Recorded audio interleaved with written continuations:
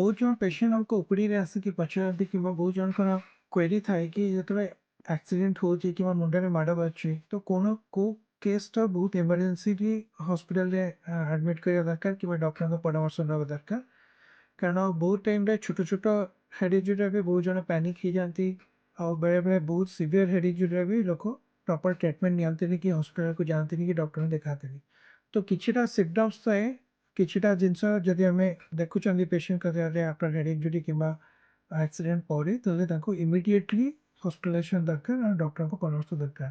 First ହେଉଛି ଯଦି ମୁଣ୍ଡ ମାଡ଼ ବାଜିବା ପରେ ଯଦି କିଛି ସମୟ ପାଇଁ ପେସେଣ୍ଟ ଅନକନସିୟସ୍ ହେଇଯାନ୍ତି କିମ୍ବା ସେନ୍ସ ପଳାଇଥାଏ କିଛି ସମୟ ପାଇଁ, ତାହେଲେ ସେଇଟା ଗୋଟେ ଗୁରୁତ୍ୱପୂର୍ଣ୍ଣ ବା ବହୁତ ସିଭିୟର ହେଡ୍ ଇଞ୍ଜୁରି ହେଇପାରେ।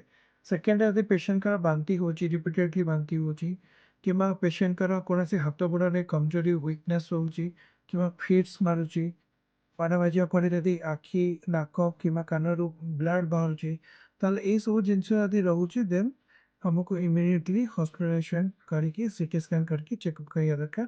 କାରଣ ଏହା ଆପଣଙ୍କ ସିଭିୟର ହେଡ୍ ଇଞ୍ଜୁରିର କାରଣ ହେଇଥାଇପାରେ। ଧନ୍ୟବାଦ, ନମସ୍କାର।